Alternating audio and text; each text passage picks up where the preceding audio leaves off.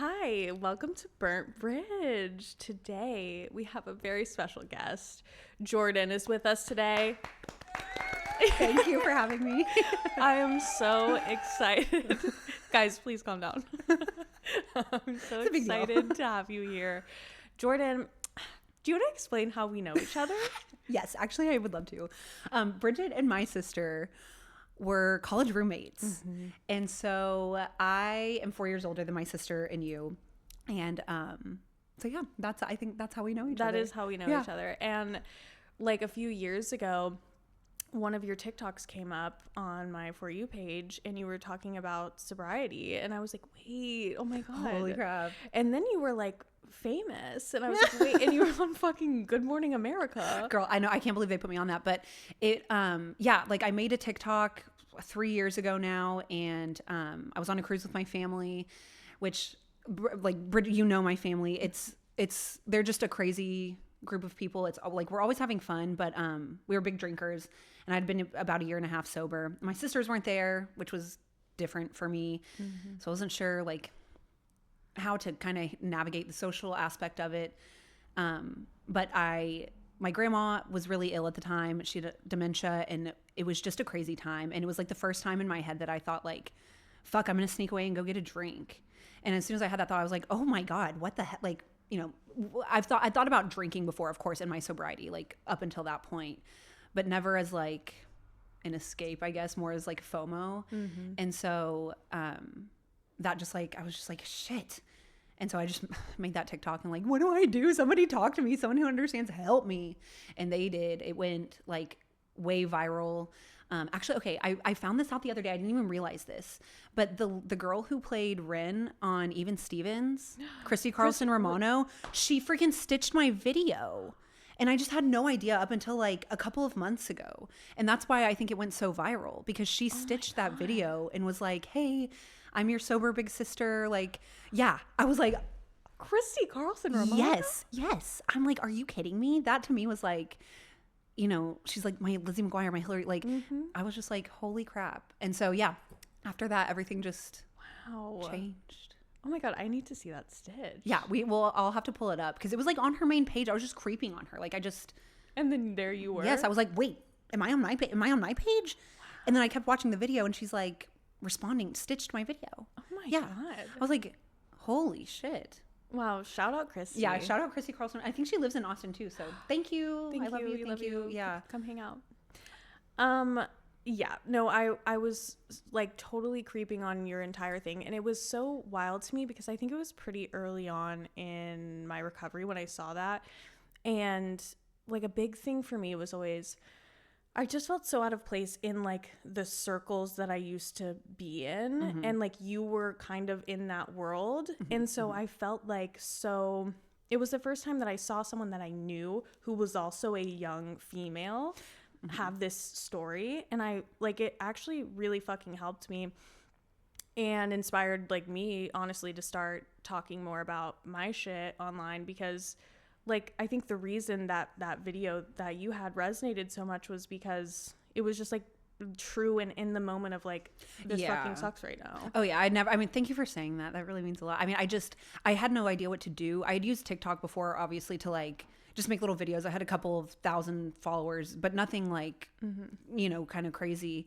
So I'd already like had my little kind of sober community, but like you said, like being in those groups, I mean, I felt the same way, like in my own family. I mean, everyone still drinks, and like even to like this point, you know, even like over Mother's Day, we mm-hmm. all got together, and like it was the end of the weekend, and we were all just talking about it, and like something happened. I don't know. We all kind of like were like on each other's last nerve, and I just like flipped out and was like, you guys would never consider not drinking because mm-hmm. I'm not drinking. Like, I would never ask you to not drink. I'm never gonna ask people that I'm around, my husband or whatever, I would never ask them not to drink because they don't have the same mm-hmm. or at least have not like realized the same issues that I have. So that's, you know, whatever. But you know, just in us talking about it, I was like, I don't even think you guys would like consider just not mm-hmm. drinking. Like, yeah, that's never been on the table. And I mean, I'm not like mad at you guys about it, but it's like, damn, mm-hmm. a little consideration would go like a long way, you know, and so I totally like that's what I've found on TikTok is like my group, my people that understand. Yeah.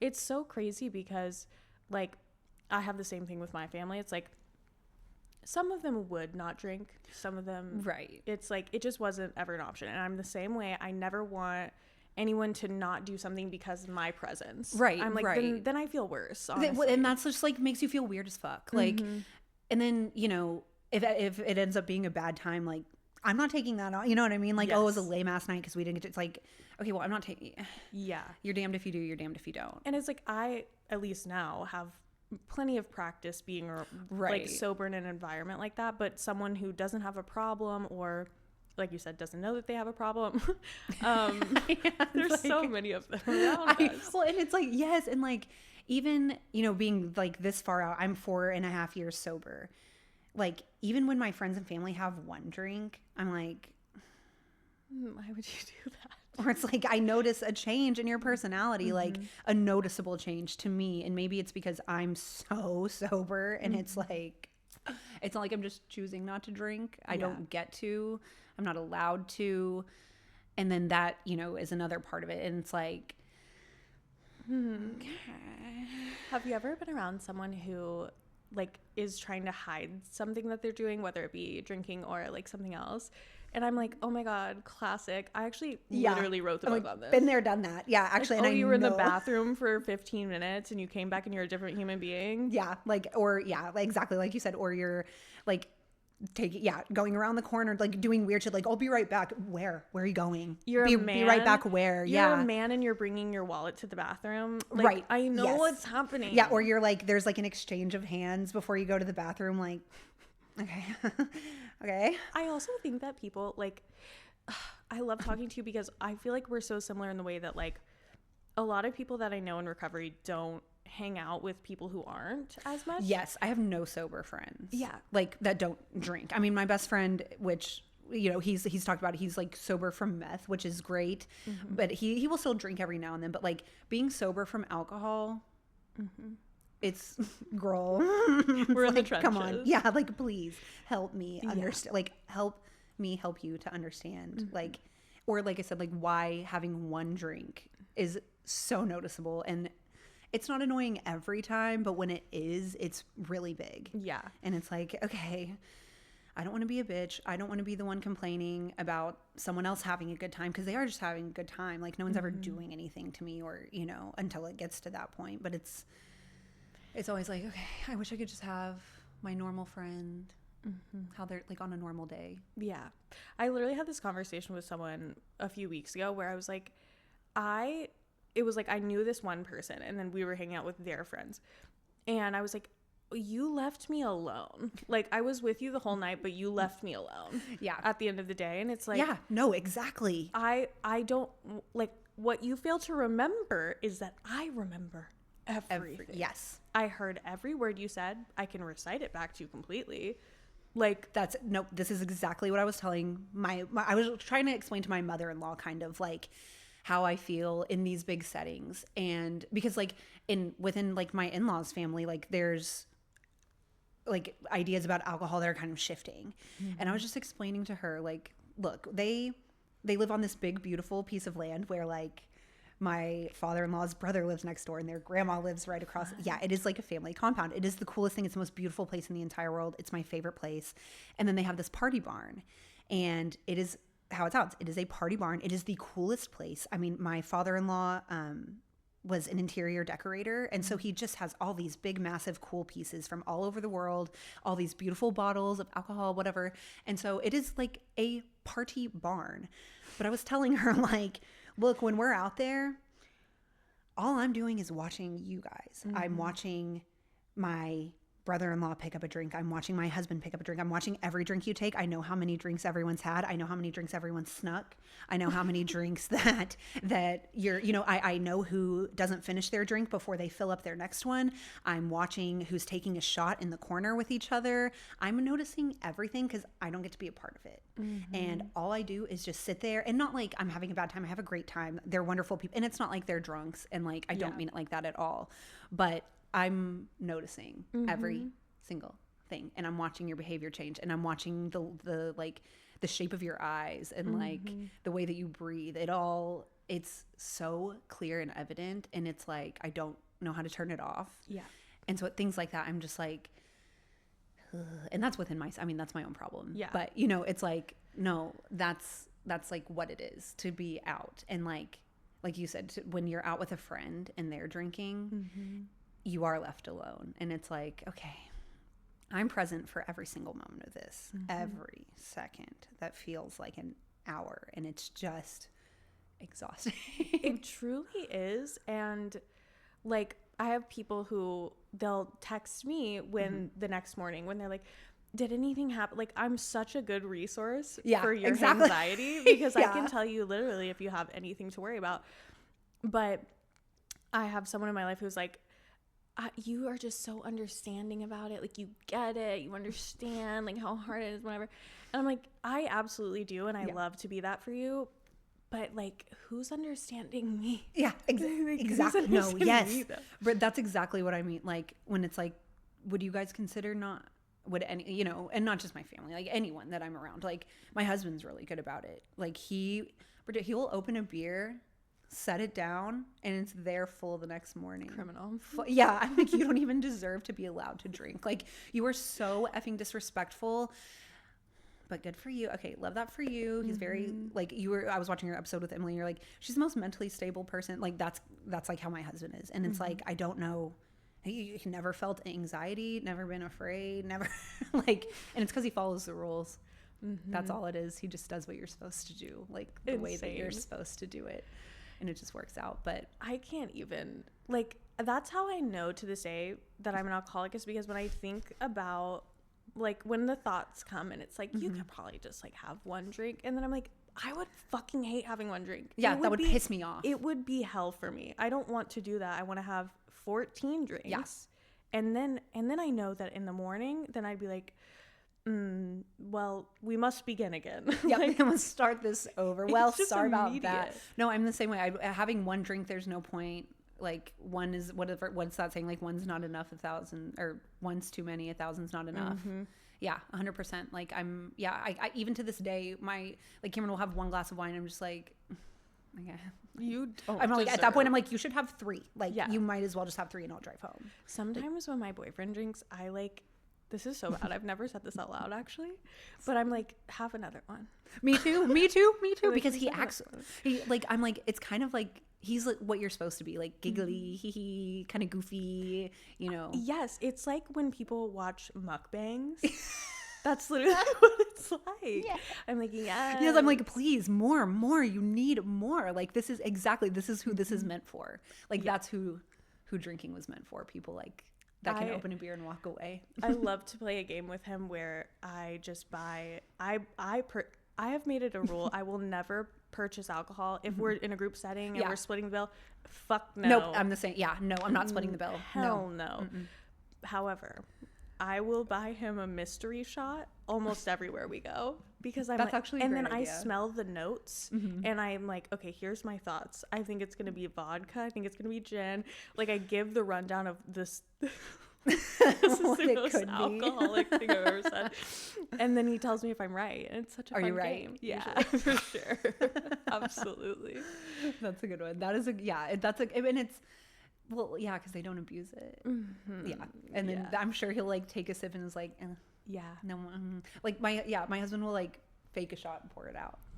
And and I'm like, that again, you should like, you shouldn't be allowed to. It's not fair. It's not right. It's not. It's actually completely unjust. Yeah, it is like, and then it's sometimes like one time we were out, our first little beach vacation together. We're in Miami at this beautiful outdoor restaurant on the beach, overlooking a gorgeous scene. I'm like, get a glass of wine. Like, I'm enjoying this massive plate of pasta, and get your glass of wine. I've been sober for like 1.5 years maybe. And then he gets the glass of wine and he starts drinking it, and I'm just like watching him drink it, and I'm just like. He's like, are you okay? I was like, no, it's cool. Like, I'm just really happy. He was like, Jordan, what is your problem? I was like, I'm sorry. I'm like so sad that I can't have a glass of wine too. Like, I really want you to enjoy this. I really do. I swear. I'm not lying, but I'm just like really upset with myself that I can't also have one. He's like, okay, well, well, what should I do? You know what I mean? I'm just Yep. like, actually, I don't know. Just enjoy your glass of wine. And of course, after like my moment of like emotion, it was fine. But that damn. literally that exact same thing just happened to me in May. We went to this like all-inclusive resort, which in my mind, I was like, amazing. But then also that's going to be really hard. But then I was like, actually, no, it's not, because I hate making decisions. And I hate like when I'm on a vacation, I don't have a plan. Like I liked that we were just going to be in one place. I didn't have to think there's about nowhere anything. to go. And unlimited food, which is huge. We get there, they immediately come with like the complimentary champagne, and so he just takes both of them, and then like we're walking to the room, and I have not had a moment like this in 3 years, but I was just like, in my mind I was like, okay, well, this is gonna be a purge week where no one's gonna know, and I'm just gonna get it all out of my system. And then like I had made the plan in 30 seconds. And then, you know, the tools came in, and I was like, I just need to tell him that I'm feeling this way.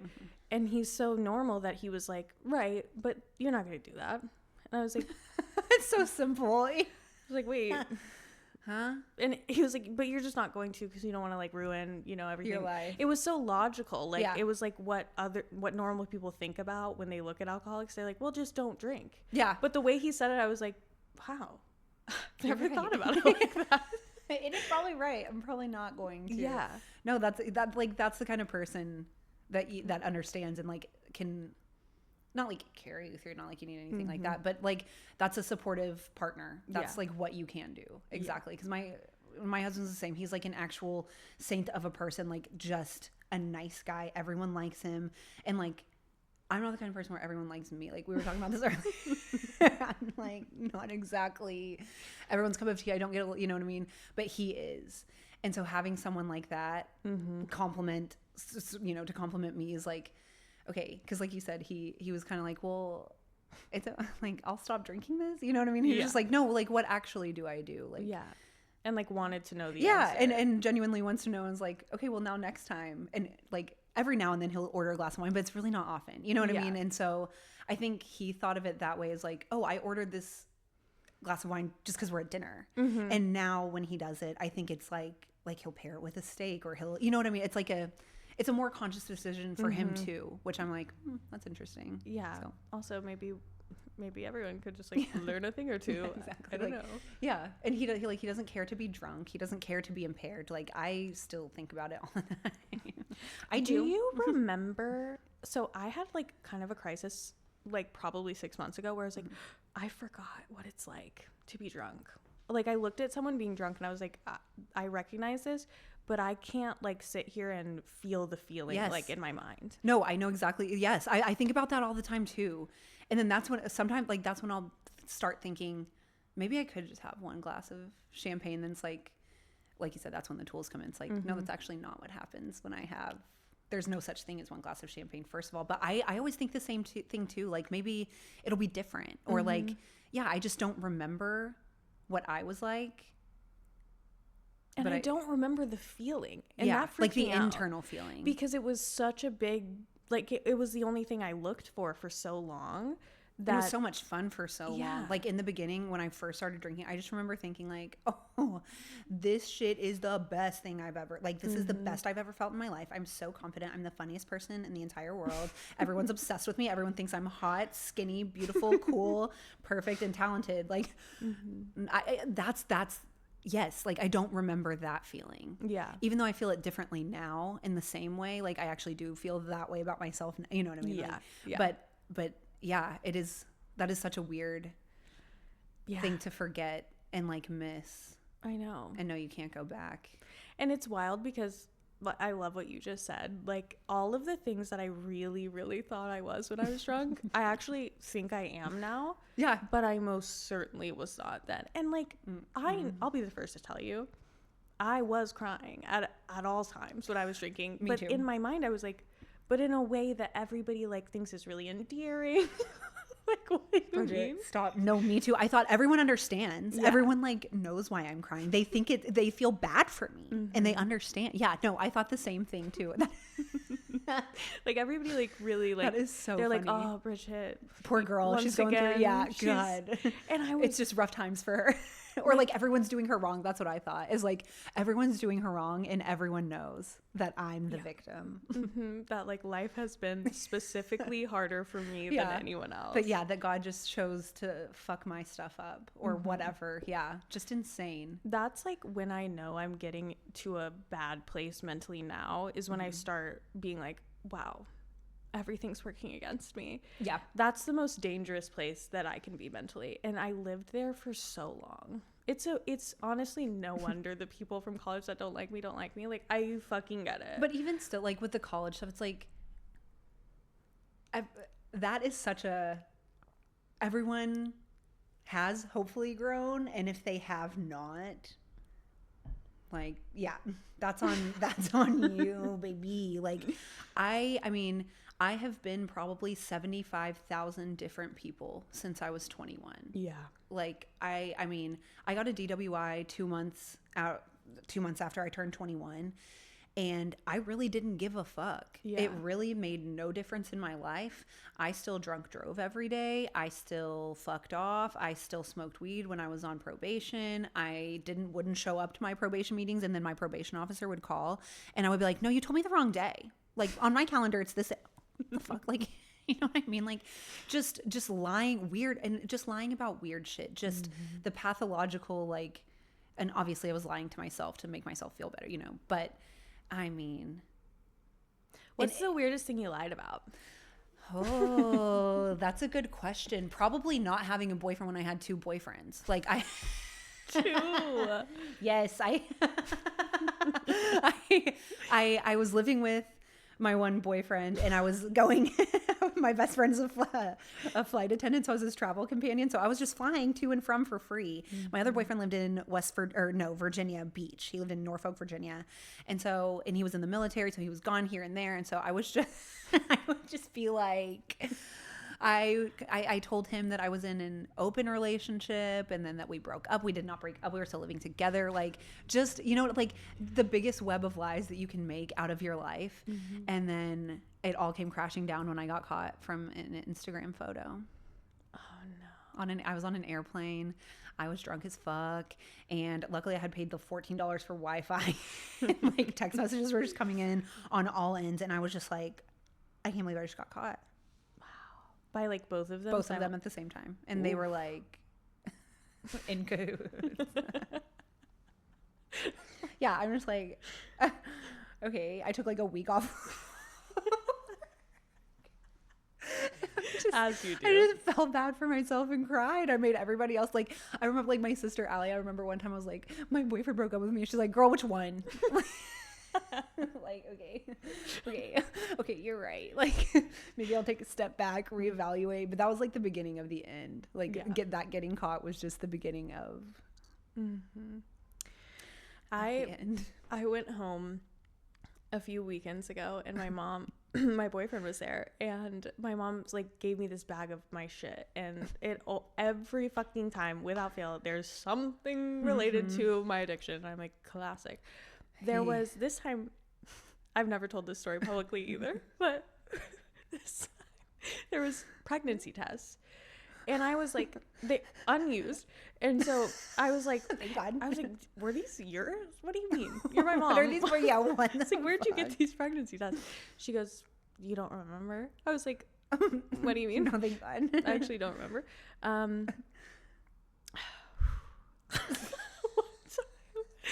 I had told my parents, I was living with my parents at the time. I had told them that I was going to an AA meeting.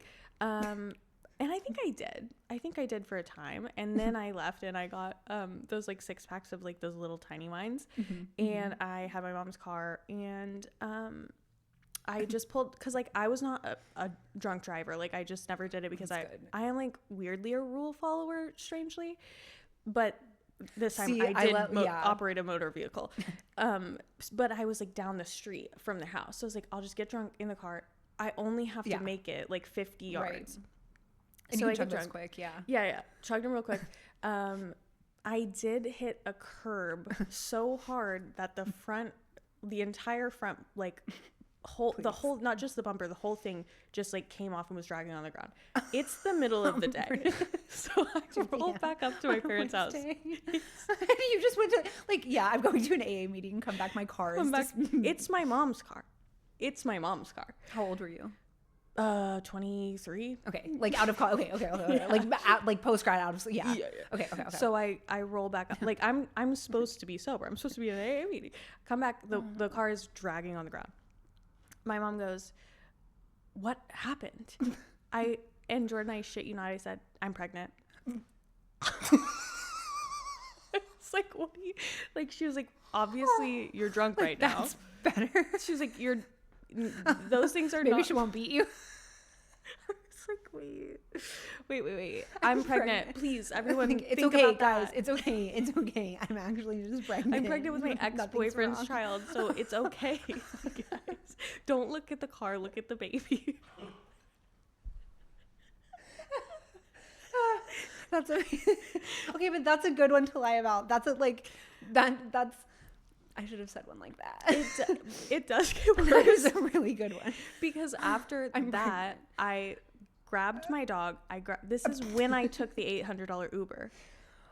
Bridget. That was that day. I got in the Uber and I said, "Tulsa, Oklahoma, please." Bridget's mom, I'm so sorry. No, and I'll never forget the look on her face. It was actually like, all jokes aside, it was the saddest thing I've ever seen. Like, I think my heart just broke for your mom. Like, I think I'm feeling what your mom may have been feeling, a little bit of that. It's just like, huh? Mm-hmm. Okay, I should have said one like that. Do you have one like that? that? A life, not that I can think of. I can just think of. Okay, but wait, keep going. Well, it literally just gets worse. So I get in the car. I have a handle of Tito's, my dog, and that's it. That's all you need. Oh God, this is like literally so bad. So, but I have to run with a pregnancy story now. I want everyone to know I'm very sane now. Please, fight or flight is fight or flight. Like, I was fighting for her life, dude. I was. So I tell my ex-boyfriend the same news that I just revealed to everyone else. And had you been thinking about that? Like, no. Okay, it just off the dome. Like, sometimes there were things that I would have like pre-prepared lies for when I would get caught. Okay. Yeah. So this is just off the dome. Yeah, it was. And so like, but I'm like, I have to see this through. And maybe in my mind, I was so fucked up and delusional. I was like, maybe I am. It could happen. Yeah. you actually never know. Meanwhile, I'm like fully on birth control. So I go in the Uber and this guy was so nice, so cool. And we stopped at the casino. Like, we made a night of it. Ooh. My ex, I'm so sorry. He was like, "Where are you? Like, this is taking so long for you to get here. Like, we need to figure out like what we're gonna do." We get there, Jordan. This is the worst fucking part. So like, I get there super late at night. We go to bed. Next morning, I go to take a pregnancy test. It's one of the ones where it's like, there's like a film, like it's like the cheap kind. Right. There's a film with the one line, and then underneath is where your line would show up. Right. So, but when they cross, it makes the positive. Mm-hmm, mm-hmm. So I dismantle the pregnancy test. I take the film part, and I'm trying to like adjust it so that I'm not caught in this lie. So it looks like you're pregnant. Because I need everyone to look at this way so that I can be drinking. Like, that was my mentality. I was like, if they think I'm pregnant, they're not going to think I'm drinking, because I would never drink while pregnant. No one will question my behavior at all. He walks into the bathroom while I am trying to put it back together in this way. And he was like, "What are you doing?" And I was like, "I dropped it and I broke it. I don't know what it says. We can never be sure what it said." We'll never know. No one will. But let's just go ahead and assume. So then we go to a pregnancy clinic. It makes sense to you too, like when you're drunk. I know, like, you know what I mean? Like when you're just blacked out and you're like, no, like this actually does. Like this could be plausible. It could be broken. I could be trying to fix it. Like that's the depths where you're like actually believing your own shit. That's the craziest part, Bridget. Is like I know that you believed that was something that was going to work out. Like actually, just like that. Because like the $800 Uber worked out. You got there. I did. That's the like crazy part. We make things you happen. Were right. Yeah. Like, no, you were making moves. I ruined everyone's life in the process. but I was making moves. Making your mother a grandmother. What more could she want, I feel? But anyways, okay, I'm sorry. Keep going. No. I mean, that's basically it. We went to a pregnancy center. It ended up being... Okay, you cannot skim over that. We went to a pregnancy center. Second location. Man, that's like a serious step. You involve nurses.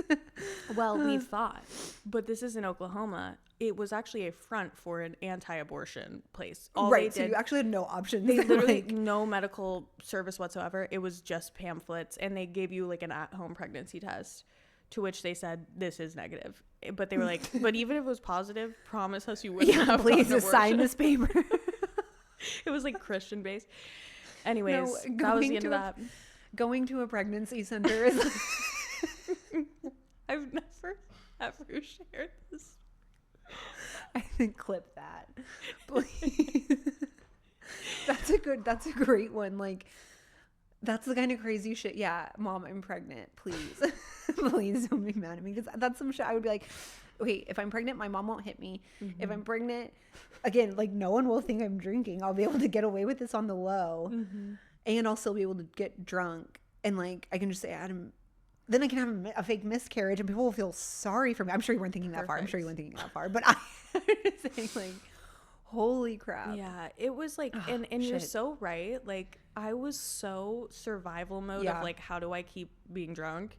Yeah, I was like, I would do like.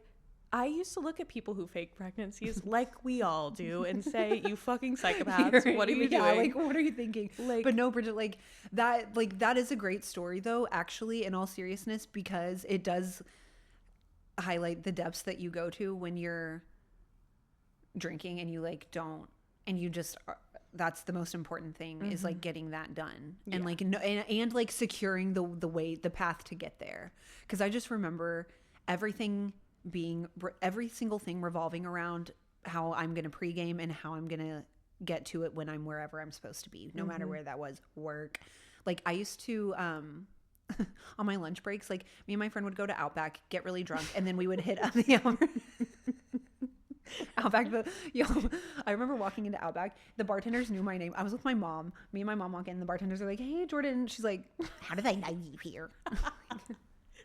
You don't want to know, Michelle. Don't fucking worry about it. But like, we would go to Outback and then go to Albertsons, and I would pick up those like little black boxes of wine and drink it while I was walking around looking for, like, and then I would like buy, actually grocery shop for dinner that night.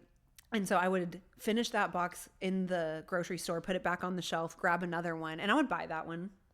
And I'm like, I don't want to steal, I'm like, buy my dinner for the night, buy my box of wine, and then drink it at work for the rest of the day. And then like go home and like drink whatever, like continue on, carry on. But I just remember thinking like, holy shit, dude.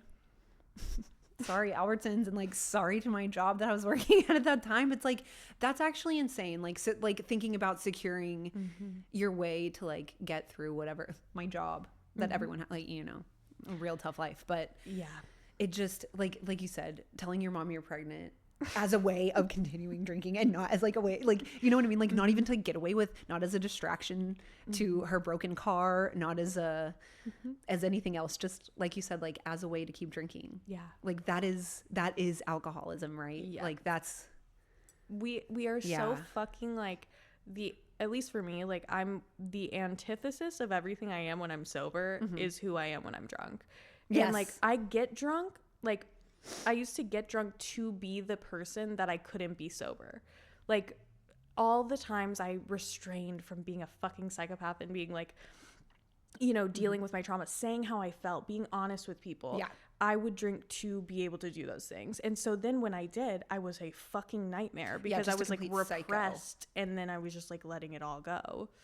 And then when you repress it and let it like open the doors all at once, it's so much bigger, and like the pressure's so much, and everything's so much worse than it would have been had you just like, or had whoever just addressed it along the way. It's like, I mean, it's like, that's kind of how that Mother's Day interaction was. Like, instead of just bringing it up earlier, you know what I mean? I just kind of waited and was like, well, you guys would never consider not. And it's like, okay, yes, I was technically, but it's like, could there have been another way, like a gentler approach to, instead of essentially trying to tell my family, like, you're all a bunch of drunk bitches. I'm sorry, I love you.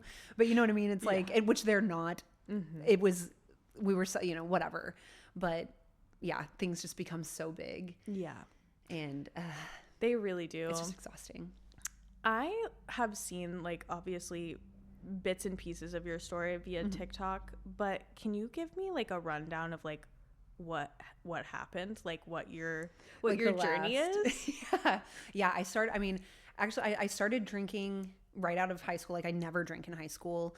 I was like a goody two shoes, kind of a rule follower. And like, someone the other day told me that they or not, this wasn't the other day, actually, this was like a year ago, but they were like, you were like a God Squad girl.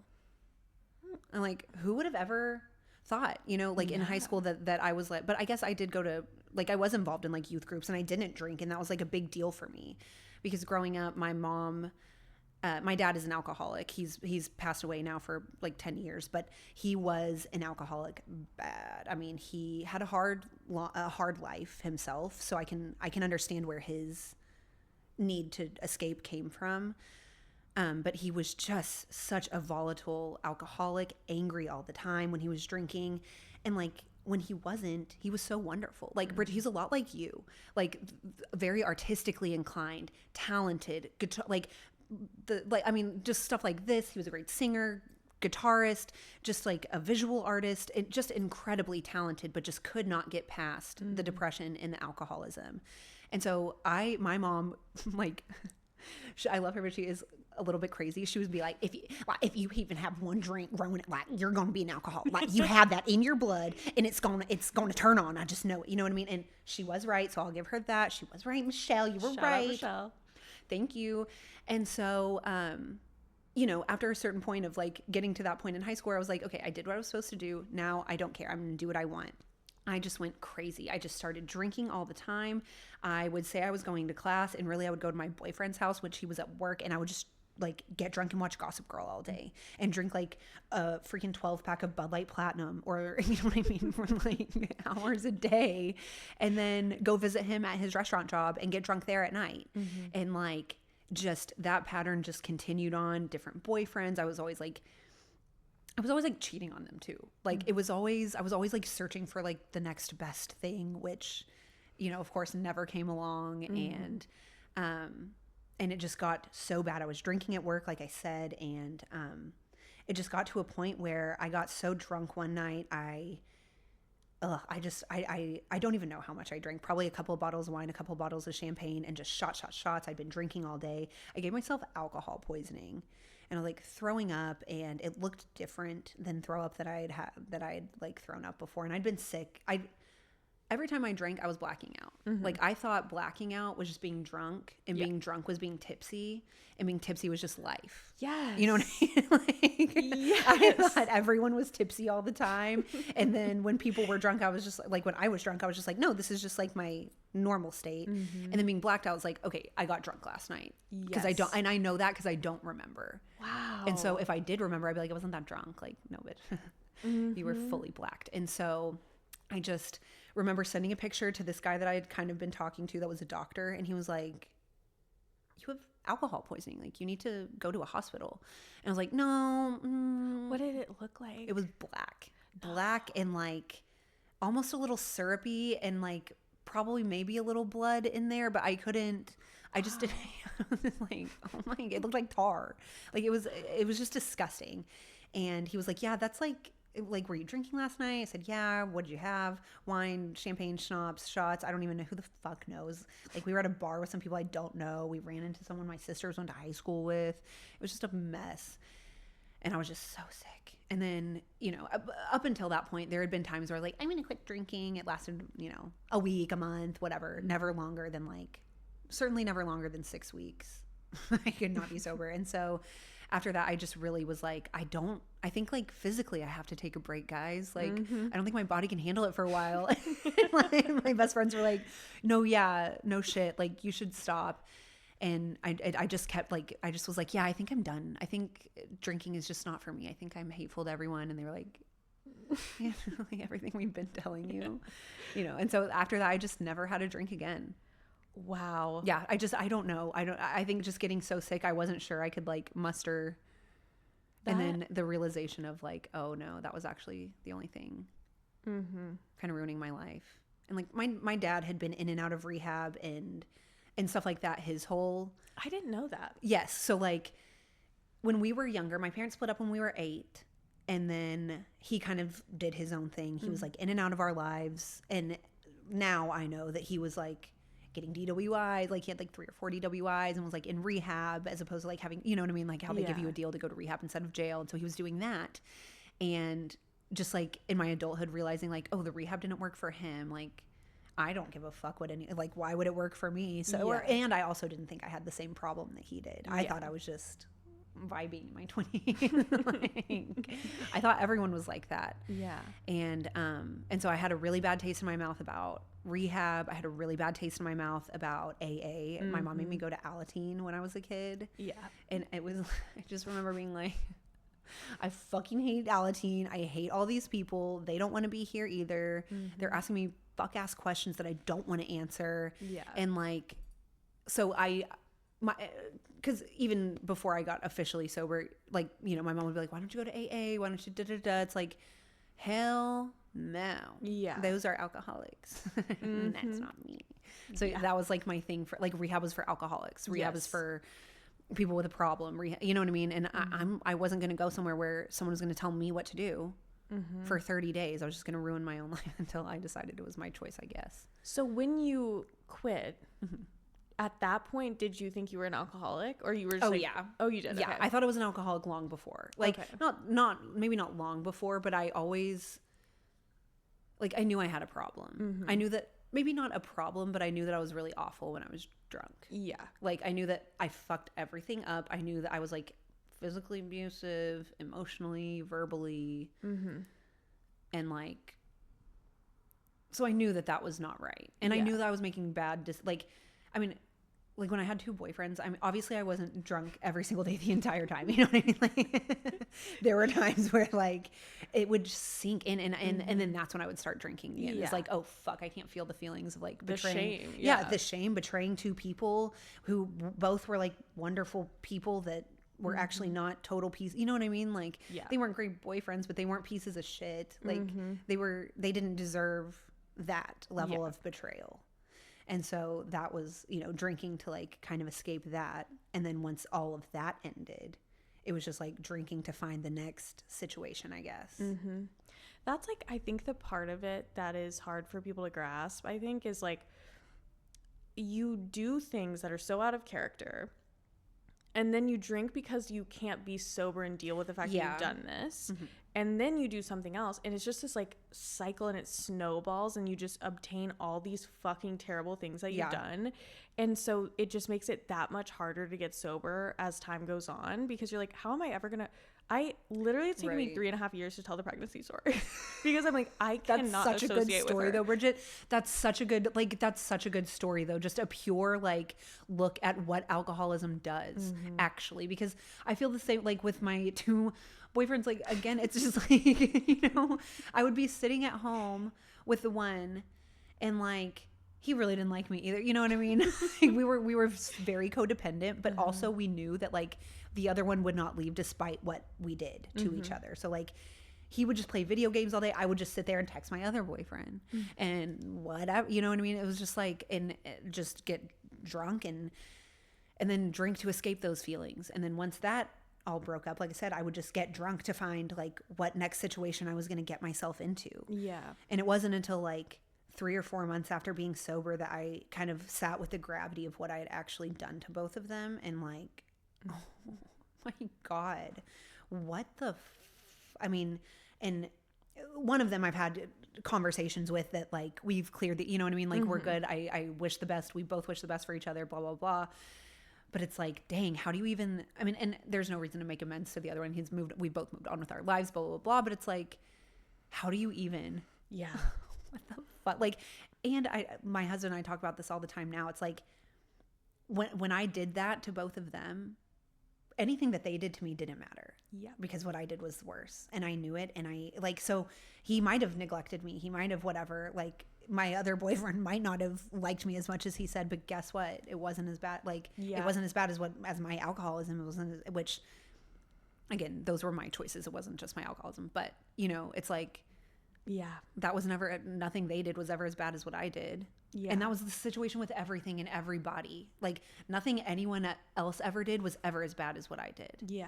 Like in my friendships, in my family, in anything, I was always the worst. And it's weird because like that guy sorry about the thing, but like I had known him for 10 years. I mean, like at the end. And I had the same thing where it's like, I was so fucking pissed. Like when I was still in active addiction, I was so pissed because I'm like, now all the things that you did, like 5 years in, it doesn't fucking matter because I'm so bad. Like, and now looking back, I'm like, yeah. And also it definitely is though. Yeah. For No, sure. absolutely. It is like, yeah. Cause like you said, well, it was nothing he ever did was, like you said, half as bad. So I'm always going to be the worst. And that's actually also a choice. Now I don't do those things. Now I can't even imagine looking at, doing that to my husband. I cannot even imagine. Like even in our vows to each other, we agreed like that my sobriety is a vow in our marriage. Oh. Like that is, like I cannot be the wife to him if I'm drinking. That's just, those two worlds don't exist. Oh, I love that. Like that. Yeah. And that to me was like it, and to help him understand, like, this is how serious this is. If I'm drinking, I'm cheating on you, essentially. And I can't even fathom doing something to lose that, like, security, relationship, that love, that trust. Like the trust I never had. I never trusted anyone, including myself, until I got sober. Did you struggle with, like, something that I've had to do some therapy about is, like, my boyfriend now, I'm like, I struggled with the idea that he would never really know me if he didn't see that side of me. I was like, you get this great healed version of me, but for so long I was this person, and that person, lives inside of me in some way. And it's like, it's hard to explain. I hope he never watches this episode because of the pregnancy aspect. That's honestly hilarious. Like, okay, so keep going, because I think even in my answer to this question, I think I know, like, yeah, I just am like, you can't know all of me if you didn't know me back then. See, I'm like, I feel almost like the opposite. Really? I'm like, thank God you didn't know me, because we could never have this if you knew that me. Like that's kind of how I feel about it. And it's taken maybe a little while to get there, but kind of like the pregnancy story. It's like, I'm so far from that. You're so far from where that is, that like, honestly, it is funny to me. Like that is hilarious. Actually hilarious. I'm so sorry to everyone involved, but no, that's actually hilarious. And so that's kind of how I feel about it, is like, that's so far removed. That's not even, I don't even feel like that's who I was. Like I've removed myself from it so far that I'm like, I can't even, like, I can take ownership for that girl and that person, but she's so far from who I am now that it's like, I almost think of her as like a distant relative, like an old friend that you just have to, like, that you outgrow. Yeah. You know what I mean? It's like, wow, crazy bitch. I love that. See you never. Yeah. Like I couldn't be this without her. Yes. Like, so it's kind of like the yin and yang thing. Like one can't exist without the other. This version of you can't exist without telling your mom you're pregnant because you wrecked her car on a curb. Like that's actually just amazing. And that just like speaks to your creativity. No, honestly, like, in my opinion, you couldn't have written that better than I did. Are you kidding me? Like, and you should honestly trademark that story, because if I see it on a fucking sitcom or something, like, we're gonna know where it came from. That's so funny. That is, and like, that's the kind of stuff that I can find endearing now about myself then. Like that it's like, okay, crazy bitch, but like at the end of the day, did anyone die? Did anyone get hurt? No. Like, I mean, emotionally, maybe your mom was like probably shooting herself, but I mean, so yeah, like I think about it like, no, you'll never know her. Thank God. Like, you don't need to. You've got to. I'm crazy enough how I am right now that I think probably Cameron is like, how? Who could have existed? Who could she have been? How could she have, you know what I mean? Like, how could you, I don't know. Yeah. I'm sure he's like, I can't even imagine. And probably the same with your boyfriend too. He's probably like, Well, and I don't think want to that's know. like, I think that's why it's hard for me is like, is I'm like, yeah, no, obviously you would fucking hate her, and everyone did, and rightfully so. But I'm like, that just, it feels like I'm cheating the system somehow. Like, I feel like I should have to pay. I think it all comes back to Christianity. I think I have to pay for my sins forever. I felt that way eternally. for a very long time too. I felt like I should feel sorry, but then it's like, you know what? I feel so good that I'm not going to let that keep holding me back. I love myself now. Like, I actually think, like you were saying, like all of those things that I thought about myself when I was drunk, all of those things are actually true about me because I believe them. Yeah. About myself. And like, and of course I learned that in therapy. You know what I mean? Like, this didn't just come about. Like, I've been in therapy on and off all my life. And of course, like in my first couple of years of sobriety, it was often every week. Yeah.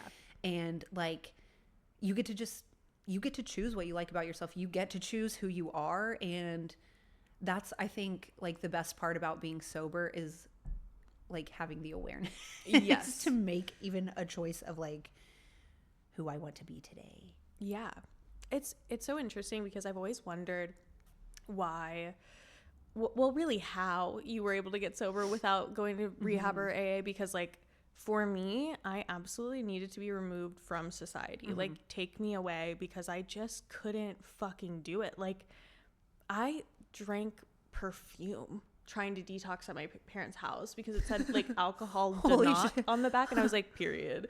Literally.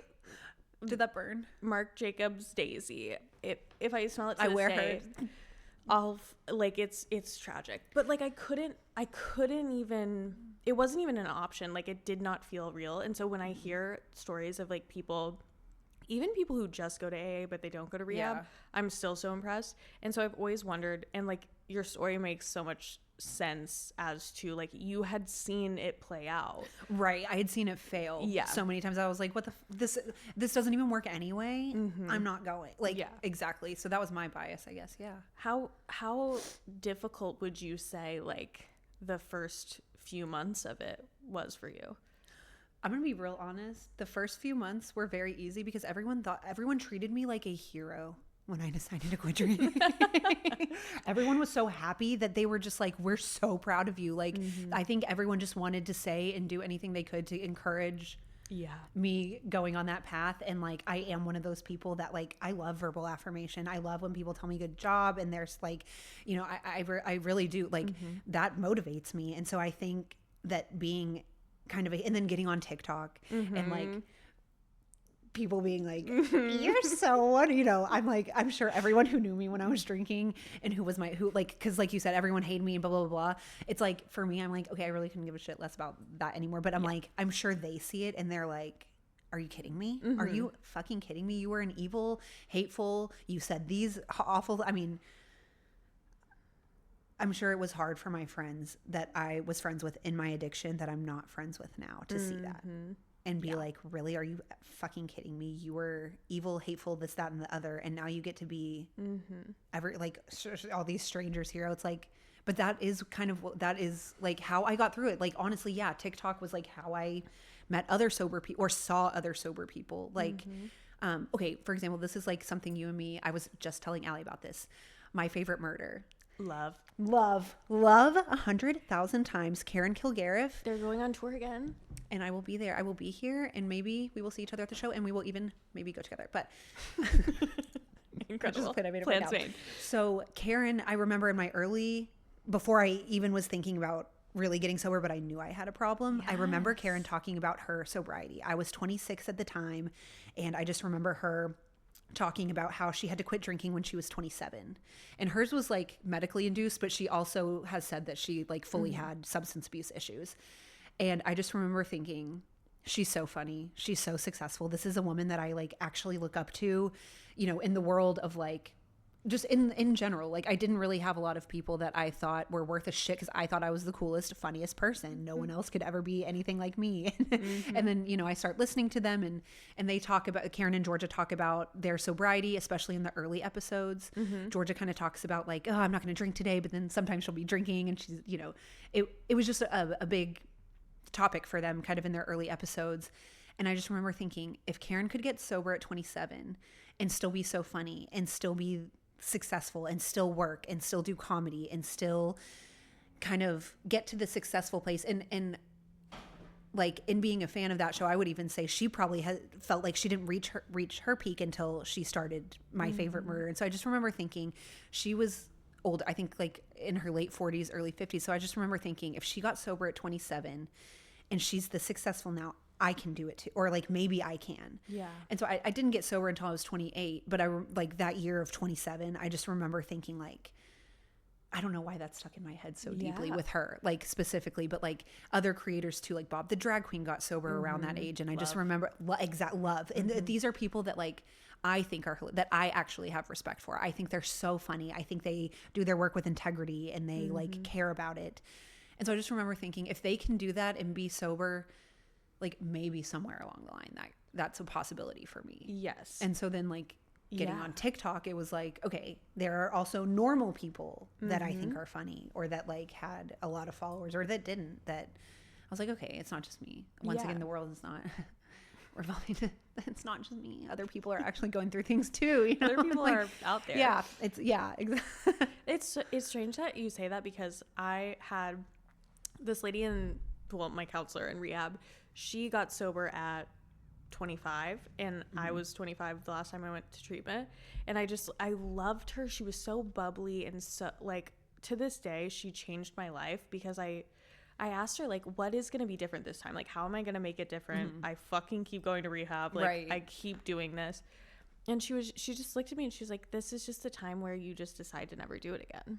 And like, people had said that to me before, but something about it coming from her, I was like, oh, because you trust. Yeah, well, I've like, you trust someone who's been through it in the way that you have.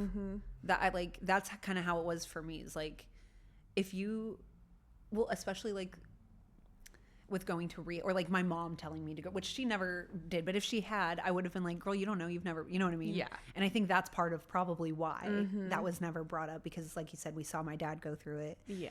He also didn't want to quit. Yeah. I did, you know what I mean? So yeah. And I think too, like a podcast, Dax Shepard's podcast, that was like, he was talking about being sober, and it was the first time, like, I just thought everyone was going to be so fucking boring. Like, I thought my life was good. I was not going to be funny. I was not going to have fun.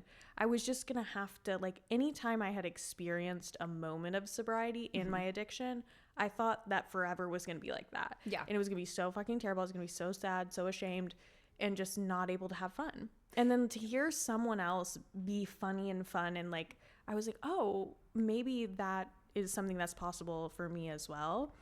And fucking, it turns out so much Here we more are. fun. Yeah, it really is. Well, and like you said, like,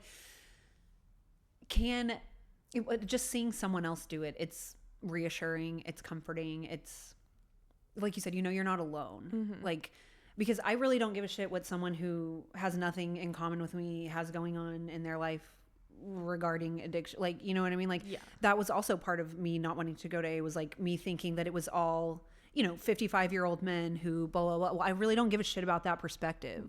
I don't care. I didn't want to hear it from my dad. I don't want to hear it from somebody else's shitty dad. Like, and so, yeah, I think my like perspective on that has changed a little bit, but it's just like how you just never know how you're going to get it and who you'll accept it from. Yes. Because genuinely, I always say, I wish someone would have told me. And it's like, they fucking did. No, everyone told me along the way, every step of the way, actually. Everyone was telling me that it was really not wonderful. It was awful. I could have, you know, come to that conclusion on my own by physically abusing every boyfriend I've ever had, punching my sisters, ripping up their shit. You know what I mean? Like, it's just ridiculous behavior that now I look back and I thought was a little bit reasonable. Or I thought, like, everyone will understand, like, everyone wants to beat up their boyfriend when they're drunk. No. Like, if I was a man, I would have been in jail. You know what I mean? Like, someone would have had to take me to jail. Yeah. Like, that's not okay. Yeah. No, I deserved to be in Yeah, jail, no, I probably should certainly. have an assault charge. But, and like, again, life just, like, humbles you in those moments. I was telling my husband how one time I had just gotten so drunk at my ex-boyfriend's work, and he took me home. I lost it. I started just beating the crap out of him, biting him. Like, I mean, he just had bruises all over his body. I stripped off my clothes. I'm running down my street naked, like my mom's street naked. She's having to call her friends to come gather me and like wrangle me like a freaking cow. And I'm like telling Cameron, I'm like, so yeah, you really should be feeling grateful and lucky that I'm who I am now, because I really could have like be beating the shit out of you. We walk into this restaurant. Who is at the host stand of the restaurant but my ex-boyfriend? That I had the bruises. Yes, poor. Like, I just walk in. I'm like, my heart stopped. You know what I mean? I'm 3.5 years sober at this point. I'm like, my heart sinks to my. I'm just like, oh my God, hey, and we hug. It's good to see. This is several years removed, like 8 years removed of our breakup. In this time, he's given my sister a job. Like, he stayed in touch. They're all cool, but of course, like, yeah, things were not great between. But anyways, he's married. I'm with my boyfriend. It was a great making amends. I was, he's like, I'm working at the bar if y'all want to come have a drink. I said, baby, you'll never believe it. I go, Ryan, I'm sober. And he just looked at me and was like, Jordan, wow, good for you. Like, it was like a dad, like, congratulating a dog. I was like, but this poor man, like, he was a couple of years older than me, but in that moment, he like actually looked down, you know what I mean? Not looked down on me, but was like, oh, wow. Yeah.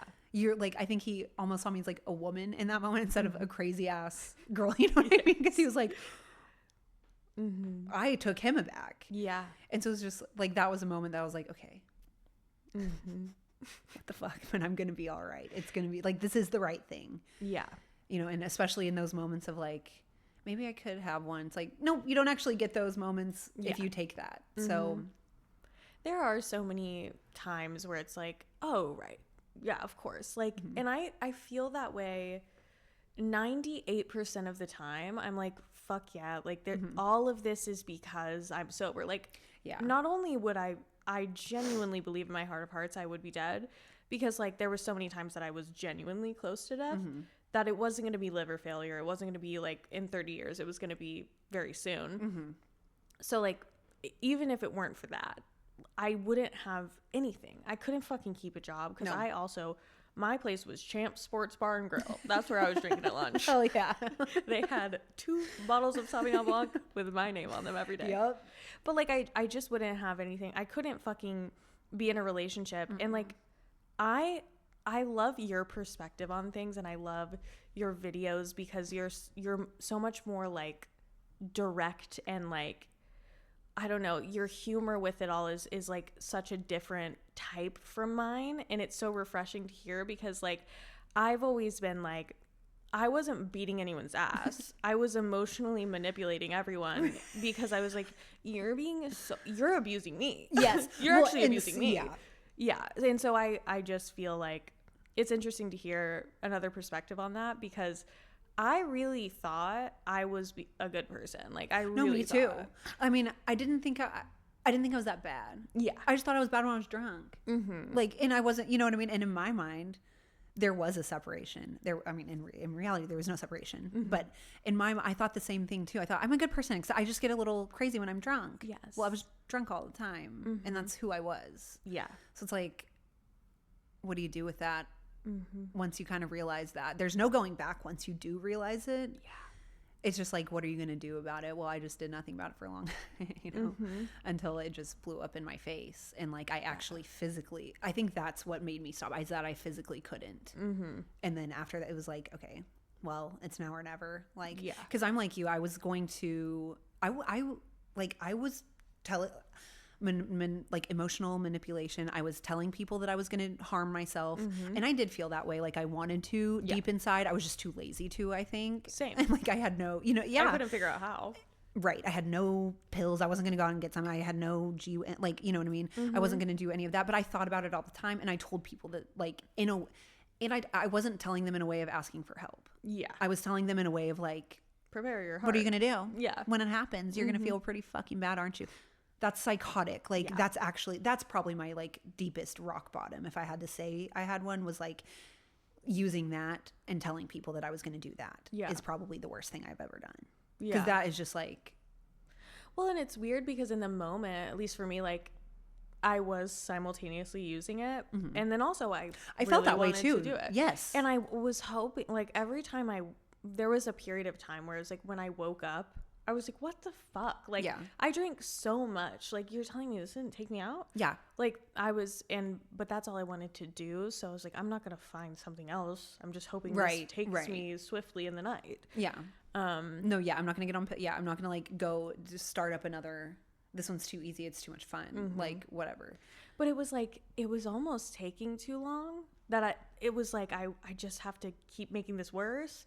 But then I wasn't really trying to make it worse, but it was just getting worse. But then I was like, this isn't sustainable because I'm literally going to be homeless. I don't have a job. Like, I don't have anything.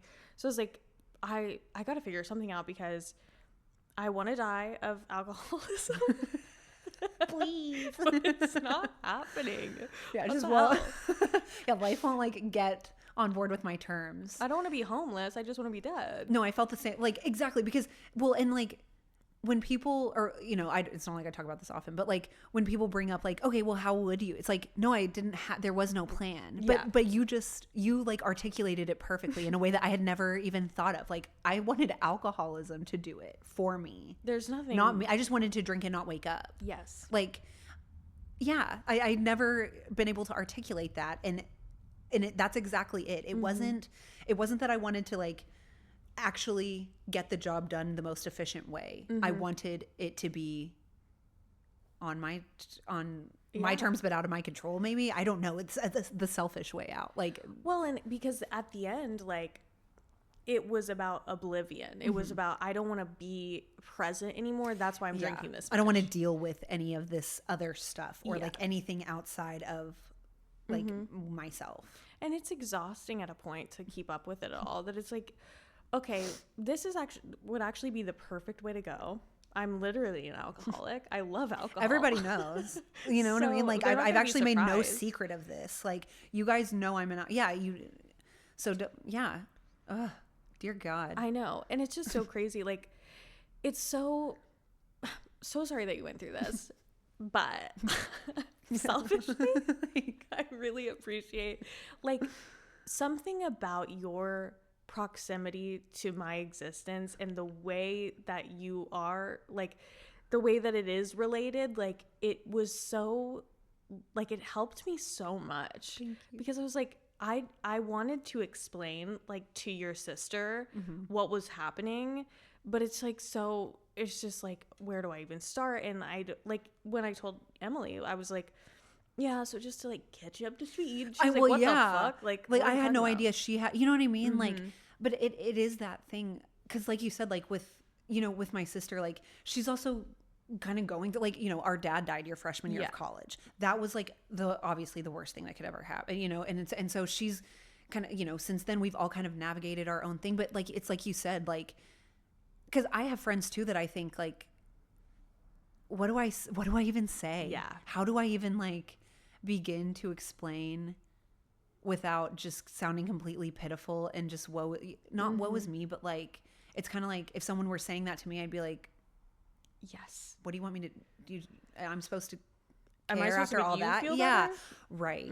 And so, and then to the other side, like everyone is also going through their own shit to the degree that we're going through ours. And so it's like, I think that's another thing I found in sobriety is just like, okay. Yeah. Everyone's going through their own shit. And I actually have no idea what anyone's ever going. I often think that I know everything about everyone. Like even right in this moment, I often think I you know, 10 toes down. I'm like, no, surely this. I actually never have any idea. I don't even know most of the time what's going on in my own head, mind and body. So, you know, just kind of letting that go and like chill. Yeah. And I think that's like the weird thing about, I have such a weird relationship with amends because I've made them and I've had them made to me. Oh, really? See? Yeah. And when that happened, I was like, I don't want to fucking just be a part of your program. Like, you fucked me over. Exactly. And so my kind of philosophy with it is like, if I'm going to have a continued relationship with you, you, like, I owe you a fucking living amends of like, absolutely. I know I did this to you. And like, that was like, I see, here's your opportunity to tell me what I missed and like how that affected you, because I was obviously fucked up for it. Like, I don't remember the details. Like, you had to experience that more than I did. Like, I'd love to open the floor for you to tell me about what that was like. But I'm not gonna call someone up from 10 years ago and be like, I stole your Adderall. Like, I'm not fucking doing it. And I'm still not sorry about it. And they're like, wait, what the fuck? I didn't even know you did that. About? And it's like, why are you calling me? Like, you fucked me over. I don't want to talk to you. But I don't know. Anyways, and that's like, it's hard to explain, to be like, hey, I'm so sorry. I don't really know like exactly if I was a bad friend or like how I was or what like exactly what happened. Yeah. So just opening up this like, and also, but if I was, it is because I'm an alcoholic, still taking ownership. Yeah. Not saying that that's right. That is an explanation, but I like, it's still my fault. Like it's hard to carry those things at the same time because I do feel fucking bad and I am accountable for all those things. I fucking crashed your car and said I was pregnant. I did that was me, but at the same time, it was like because I was in active alcoholism and like I love the metaphor of like if you were in the desert and you had one water bottle and you were saving this water bottle and it's been like 3 days and you haven't had water and you're saving it until you're like actually gonna die and then someone comes and swipes that water bottle from you, you're gonna fucking murder them. You're actually gonna murder you're gonna them. kill them. It does not matter because your body's survival just takes over and that is like what addiction is like. It's like I will fuck you over because this is number one for me. I will actually kill you. I will drop you. I do not care. I will never speak to like I feel the same way about amends. It's like I'm not gonna like go out of my way. And luckily the universe, God, life, whatever has like brought me to the people or brought them to me in one way or another that I've needed to make amends with. Now I'm not gonna like that one random ex-boyfriend. I did owe him amends. Okay, that's true. I like now that's one maybe probably shouldn't have ever called him because he is a married person. You know what I mean? But like I did owe him and I'm sorry. I did owe him an explanation, I guess, you know, and so things like that. But now I'm going to call it my ex-boyfriend. That was my boyfriend in Virginia, you know, he's married. I'm married. It's all good. Like, sorry, you know, I'm thinking he doesn't give a shit either. So, you know what I mean? But like, again, life brings me people that I do owe amends to, and I have no problem making those at all. And it's like one of the really nice, I actually love it. Like I saw my old manager from the job where I was stealing boxes of wine. You know, I saw her in shopping out in Southlake and just, you know, was kind of able to be like, oh my God, it's so good to see you. I'm so sorry. And I just, you know, when I saw her, just started bawling and was like, you were so good to me. You like never called me out, never made me feel like what I was, never, you know. And so I think life will. I think that's so true. Like anytime, and it usually is like so healing because it's like I went so long without taking accountability for anything.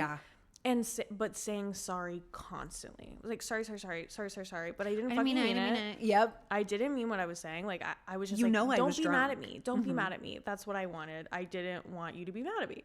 But I didn't want to change what I was doing. And to now be like, I now have proof kind of that like I am taking seriously what I like to my family. That's my amends. It's like anytime I fucking even consider drinking, I remember what I did to you. And I will never do that again. And like that is at this point, you know, strong enough when things get really hard and I really feel like I want to get fucked up. Like I now am sober and can care about you the way I couldn't back then. And that's like, it is such a healing part of the journey. I just think sometimes we take it too far when it's like, call some random bitch up and tell them you stole their shit. It's like, no, I'm not going to do that. I'm actually not going to do that. I will, like you said, make them like my family. That's who I care about making amends to. My friends, I care about making amends to them. But other than that, like, here it is. Sorry. If I wronged you. Sorry to the people at the Hope Pregnancy Clinic in Tulsa, Oklahoma. Sorry to everyone that worked at the doctor's office. I'm sorry that everyone that came in contact with me during that time. Sorry to every man I dated, but you were a part of that too. So, you know, like, why didn't you break up with me? What were you kind of thinking? On you? That was actually, you know, I think about that and it's like, that was the worst time in my life. Like, and I was still doing all right. So like, that's what I think now is like, even during the worst times of my life, like even when I was at rock bottom, when like I had no money, still had a roof over my head, still had a family that loved me. Like, And so like that's part of my amends to my family too, is like that's part of why I will kind of like recognize or call myself an alcoholic, is like that. I think even to, which they've never said this, so I might just be making this up, but like I think me recognizing that even to them is like, okay, she gets it. Yeah. Like it wasn't just I think it, or maybe that, like I said, maybe that's just me thinking that, but it's like, hey, I understand how bad this was. Yes. And like, so that's what it is. It almost takes away from the things that I did when I don't use a word that heavy. Yes. So it's like, you know, to me, there's no shame in like, especially being sober and calling myself an alcoholic. I'm like, I really couldn't give a shit less. Like I don't. But yeah, it like makes me feel good about how, like where I'm at now. I have to say it. Yeah. Because I'll forget. Yeah, exactly. That's it too, right? Like I'll forget if Genuinely. I don't kind of hold on to that, and I'll let myself turn it into something else. But no, that's what it is, and that's what it was. And that's what it Alcoholism. will always be. Yeah, Like and it- it's always going to come back to that. That's the part. Every time I got sober, I was like, I know I'm an alcoholic. I get that. I understand, whatever. What I didn't understand was it's going to last forever. I was like, when I figure it out, I've always been able to. Well, you posted the best TikTok that was like, I thought I'd have till I was 43. Fucking, I really I thought the did. same thing, because like even I got married in November, and up until that point, I always thought like, I'm going to feel like such a loser not having champagne at my Tell me wedding. what it was like, because that's one of my things. I got married in Vegas. I had the best time. It was so much fun. Not a one person brought up champagne. It was not even a thing. Wow. Just like every other event in my life, it just wasn't even a thing. That is, you know, I feel like that's going to be big for people, because that's huge for me. Because like I've done the vacation, I've done all the things, yet to be married. Someone get on that. But like, I'm always like, what am I supposed to do? No, how am I supposed to do you'll it? have your sparkling water or whatever. Yeah. Like, I mean, like I said, it wasn't even a thing for me. It was just, I'm sure it won't be. Yeah. And the other thing is, like, I think even if I was still drinking, well, no, but if I was a normal person, let's just say hypothetically I was normal, I would not want to, like, if I could make a choice about drinking, I would not want to be drunk on that day. right. Of course. Right. Because like we said, our drunk is not drunk. That's blacked out. So if I'm drunk on my wedding, I'm not here. I'm not even there. Like, No, I'll I'm be pregnant by the end. I was pregnant before it started. But that's another thing too, Bridget, is like the older that we get, like in regards to just drinking at your wedding, there's low-key a lot of people that are pregnant at their wedding once you get into our, you know, once you start dabbling into your 30s. It's so like the last couple of weddings that I went to, like one of the brides was pregnant at her wedding, so that wasn't even a thing. You know what I mean? It was like, okay, well, no one's, I mean, Yeah. you know, so it really does just, I mean, that was like the least of my stresses on that day, which I had a really easy process. Like I said, we got married in Vegas, so it was like at the little white chapel. My family was there, his family was there. Great time. Went to dinner, went to bed. And your life just looks so wonderful and peaceful and great. It really now. is. That's the crazy, like that it is. Yeah. And like, I just can't believe that it gets to be mine. I can't believe that I get to have, like, I'm going to cry about it. I just cannot believe that like my husband is who he is. Nice, gentle, kind, but also like assertive and a leader, and like all of these things that I want for myself and that I want for my sisters, I want for you, I want for everybody to be, you know what I mean? And like, just the, like, really it comes down to like being happy with yourself. Like you've said, I mean, look at everything that you've done. You're, I mean, you posted a video the other day that was like, remember when I manically painted the Taylor Swift? Well, bitch, manic what? Are you kidding me? I'm like, okay, let me buy it and put it in my living room. Like, I just am so like enamored with people that have talent like that, because it is so rare. Like doing something like this, or like you're singing, you're actually above average in those areas. You are above an average artist. You are above an average person, and you're productive. And so like those are things that I really admire and that I see. And like, I get to be, I'm friends with you. Like that speaks to, you know what I mean? Like when I see you doing cool shit, I'm like today I was thinking, I left my house. I'm thinking I get to drive to Austin to record a podcast with my cool friend who does cool stuff. And like, I have lots of like, that's so exciting, you know, like I actually do have the best life. I'm not missing anything. Even if I didn't have a husband, or even if I didn't live in my home that I love, I would still have the best life because I like myself. I like who I am. That's the trick of it. Yeah. It's like, I think when, at least for me, my life was so focused on like making something make me feel better. Like whatever it was, if it's a man, or if it's alcohol, whatever, a fucking cigarette. Hate to see me coming. Please. I have an annual cigarette on New Year's Eve. Ring in the new year. I'm not opposed to cigarettes at any time. I'm just kidding, Mom. Sorry, Michelle. Anyways, now it's like I find myself occasionally slipping into these things of like, okay, well, when I fucking get engaged, or when this podcast takes off, or whatever, like that, and it's like, bitch, shut the fuck up. 5 years then ago, what, like, you, not a single thing you have in your life now could you have ever even dreamed of having, and now we're gonna want more. Why don't you fucking calm down? Which I thought the same thing. Like, when I feel the exact same way. It's like, yeah, that's actually why you get to have these things, because you've said no. Like, that's why you get to have this podcast. That's why you get to have, you know, like, that's why people care about what you're saying on TikTok, to follow you to get to this point. And like, it's really exciting to see other people like themselves and like just fully lean into it too. Because the TikTok thing, I'm not going to say like, it's hard to put yourself out there. Okay. I don't care. It is hard to put yourself out there. It's very uncomfortable. And for you to do it the way that you do, and just like, because it takes a lot to get to the point where you just say like, I don't care about anyone, because people are going to have things to say. When I first started, people were sending my TikToks, that little and you send number when you have like 200 followers, you're like, oh, okay, wonderful. Yeah. And you can deduce who's, you know, I mean, I remember thinking like, first of all, when you get so many followers, you can see your analytics. You can see like what accounts are by name watching you do your stuff. So we know, you know what I mean? So it's like, oh, okay, like first initial, middle initial, last name of this person in the year they were born. Like, yeah, I know that's you.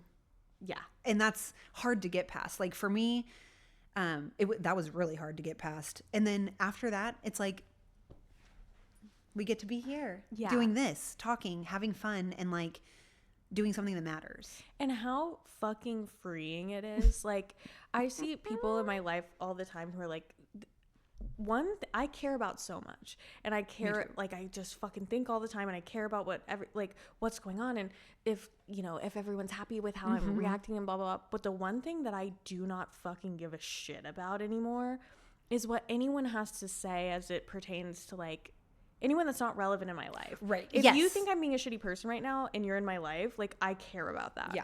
But if you think my fucking TikTok's cringe, or it's like I'm being cringy for like taking a creative risk, or like talking about the stuff that you've done, you know, or like crying on TikTok, I really don't give a shit. I really promise you, I do not. I'm going to talk. I've actually never been one to not say exactly what I want to a fault in the way that I wanted. So now that I like myself and I have control over what comes out of my mouth, I'm going to say it. Yeah. Like I do not care. And people's lives will be their consequences, like whatever, you know. And it's like the open bookness that I think a lot of, like, I mean, your family has it, I have it, like, I feel like now it's a honing in on that, where it's like, and now I'm not going to tell your secrets, I will tell mine, and I don't fucking care what you think about them. I actually don't care. And there's nothing you can do to that like changes my opinion of who I am, because I've actually already been through the like, there's nothing that you can say that I did that's any worse than anything I've had to sit with for many, many days and nights. Choices that I've made, or airplane ride where I'm just my whole life, and I'm just like, another bottle of wine for Lady. No, truly, I don't fucking care. And I almost want everyone to have, like, I was talking to my friend about this recently, like, I kind of wish that we could all have a rock bottom, so that we could all get to a place where we stopped caring what everybody thought. Because, like, why do you fucking still care about people that they're no longer in your life? Yeah. Well, exactly. It's, I mean, or like doing stuff like this. Like I was telling this story earlier, but one of the other podcasts that I'm on, Recovery Vow, The guy, Eric Kennedy's like wonderful guy, just super like very friendly. But he was telling me, you know, I got arrested for panhandling for money for crack. Like, I don't give a shit about asking for money for my podcast that's doing great things for other people. Like that's exactly, and I like, you know, when he said that, I just thought we are going to be friends. Like you are like me, you know, and like between me and my best friend, we call them PLUs, people like us. Like you are a PLU, you're a person like us. You get it, you understand it. And we're just going to do what we want to do. Yeah. To get to where we want to be. Like, I love PLU. I'm going to say isn't that funny? I know. Isn't that a that. good one? So yeah, like person, like, yeah. I always say you have the darkness. Yes, That's exactly. Like, same thing. anytime Like, I meet a person who has the darkness, I'm like, I see it in you. yeah, like there's something. Yeah, exactly. You're a PLU. You get it. You know? One of us. Yeah, you understand. Weird. Yeah. I think that's why I always got along with Allie so well. Yes, She's got the darkness. Yes, yeah, exactly. And Yeah. like that's yes, she is like, but she can control it. Yeah. She can like hone it. It's so, she is a lot like my dad too, but like she's almost everything he could be if he honed it. Same with like Tori too. She's got that creative like you do. Like you and Tori are very similar in your creativity, in your expression, in like the way that you process things. And like this, even your style of art is like very similar. And same with Alec. Like it just, you were a good friend, I think, for them to have at that time, because it was just so much at once. Just starting college, our dad dying, and then I know your parent, you like you had some stuff with your family that was going on, and so just to like trauma bond, together really was did. like, She was. That's why I like her of everyone. Like at least this is how I feel.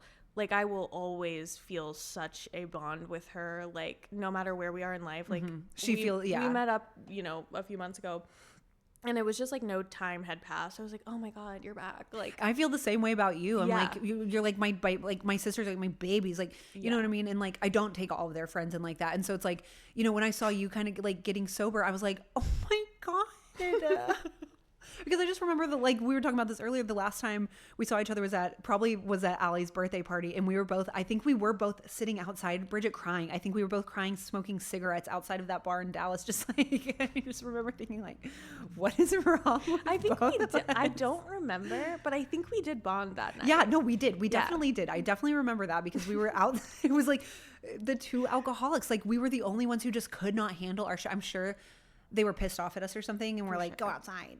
And we were both just like, happily. Okay. Yeah, I've got some tears to cry. Cigarette anyway. I love that we have that memory together. And so like I always remember that. And then seeing you get sober, I just remember thinking like, of course, anytime I see someone getting sober now, I'm like, oh hell yeah, this is the most exciting thing you could ever do. Like I am so elated for you, you know. And so, and once you start posting it, that's an accountability you can't take away. Because if you relapse, you're like, obviously nothing matters when you know you're lying to yourself. Like that's obviously the worst thing. But then it's like to lie to yourself and then know you're lying to yourself and to other people. It's like, not, you know, I couldn't. Yeah. I that's like, like once I quit drinking, got my like conscience back. It's like, oh, okay. Now I see why lying is bad, or like why people shouldn't cheat on theirs. I see the value in these virtues. It's kind of wild how that really did work for me. I was like 300 followers and I'm like, well, I can't let the people down. People care no, me too. I remember thinking like, well, I'm not going to disappoint anyone. Yeah. The lack of really the need for acceptance. It helps. It does. And like the verbal affirmations that please leave some verbal affirmations in the comments. Like, follow, and subscribe. If you could do 3 for each of us, that'd be great. No, but it's like the verbal confirmations that are like the, you know, and so now I'm like, I feel like I'm someone's auntie on Facebook when I get on TikTok. Anytime someone's like, I'm sober, I might not even watch the whole video. I'm like, baby, congratulations. You're a fucking star. You're the best thing. Like, you're the best. Your mother's so proud of you. And so am I, if it matter, you know, like I'm going to like comment and copy the link of the video every time. I don't 100%. Care. Like, so yeah, that's something I take. 100%. Let's we're gonna move on to the segments. A segment section of the podcast. Period. That was perfect. We're gonna start with what's it fucking called? Pink Cloud votes. Yeah. Rock Bottom. Fuck. Rock Bottom versus Pink Cloud, which is your high and low of the week. Okay. So I did this literally yesterday, so I have to come up with something new. Okay.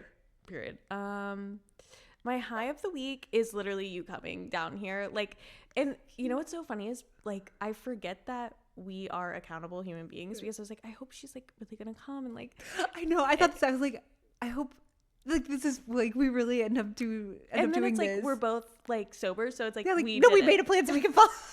We like so we can follow the through, yeah. And it really, this whole experience, like the last however long of this hour, has been so like, I just feel so like recharged by it. Me too. Honestly, it's like so full circle, and so like, I have been around so many normies recently that it's like, oh my God, fuck me. No, I know. I never get to talk to anybody that's, me either. It's nice. It's really nice. So that's definitely my Pink Cloud. And my Rock Bottom,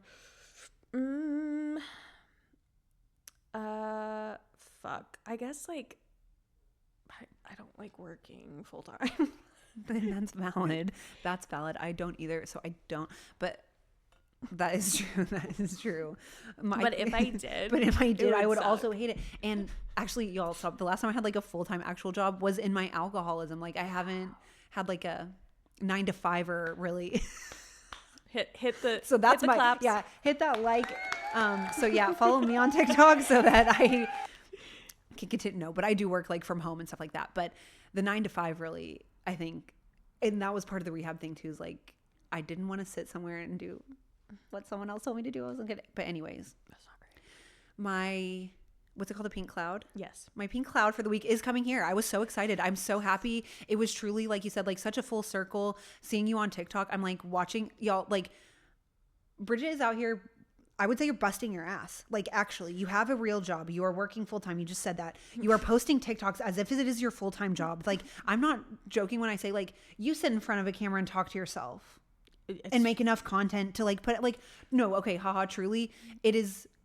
What else is there to talk about? Like, it is hard to come up with ideas. Being creative can be tough work. So I like really recognize you out here doing that, because I am not making multiple videos or even one video a day. Like, it is tough to maintain and keep it going, especially when you have other stuff going on. Yeah. My rock bottom. Actually, y'all, today is the 1-year anniversary of my grandmother's passing. No. So shout out to Honey. Shout out, Honey. Shout out, Honey. We miss you and love you. I know. She was also, she liked to drink wine too. So she was like a crazy good time. You know what I'm saying? Like, she was the good side of it. Yeah. She was a blast. Yes, exactly. I fucking love her. What do you mean? Exactly. Crazy bit. I mean, crazy, beautiful woman. So yeah, that's my low, but could be worse, you know? Yeah. And you're getting to be with your great sisters. Yeah, exactly. So. I'm with my sisters. I'm here. This is very exciting. Yeah. Amazing. We're doing good stuff. Yes. So the final segment of the show is called Close My Tab. Okay. And this is what we're letting go of. So oh, wonderful. Anything in your life right now that you just want to leave in the past, let go of it. Okay. Mine's going to be, am I going to do the same one I've done for the last 4 weeks? Fuck. It's just like, I can't let it go. So I have to keep trying. You know what? No, I'm going to change it, because I had therapy today. And she said to me, Bridget, you live like, she's like, in the world, you believe in nuance and you believe like that people can be good and bad, and it's not, you know, black and white, whatever. She was like, with yourself, you are like, okay, that interaction I just had was either so terrible they fucking hate me and everybody wants me to like actually die on the ground, or they love me and they're obsessed with me forever. And I can't find a way to just be like, that was a neutral interaction. Yeah. Like, it's like, if I didn't receive a text afterwards that's like, wow, love you so much, girl, I'm like, wow, they fucking hate me. So I'm letting go of putting myself into a really bad or really good box and letting myself just live in the center and be okay with that. That's good. That's like, mine is kind of the same. I am I am so like, everything's either hot or cold, good or bad. Like, and with everyone else though, like, I don't even, like, I do it to myself, which whatever, but like, I do it with other people too. And that's when I start to get like, when I start thinking like, I don't like this person. It's like, no, you just didn't like that thing they did. You know what I mean? So I think I'm going to go with you. I'm going to let go of like control over what anyone else does or says, and just control my own self and my own thoughts. Because you actually, I think it might be an AA saying, but I saw it first. The first and only time I've seen it was on your TikTok, was like, I can't control my first thought, but I can control my second thought and my first action. Period. And so that I always, like, I say that at yoga all the time. It's like, yeah, you can't control your first thought. It's not my fault. The first yeah, thought is exactly. not my fault. That's not on me. But the second thought, my first action, yeah, that's like a great place to be. Yeah, I forgot about that. I love that one. I think that's such a one. good one. So I'm like letting go of all the other stuff that I cannot like directly. Because God, if I could control my first thought, we wouldn't have a problem. Right. All my thoughts might be very successful and very productive. I would be making 6 videos a day. Truly. Wow, this has just been absolutely the wonderful best. for me too. Thank you. Okay, so I love it. Here's the affirmation. Okay. This was, we can be polarizing right now. This was absolutely incredible. Would do it a million times over. 1,000, yes. And anytime you're in Austin, literally come back and I we'll will. just do it Thank again. you so much for having me. This is so wonderful. And where can people find you? You can find me on Instagram at jclow or TikTok at onlyjudycanjudgeme_.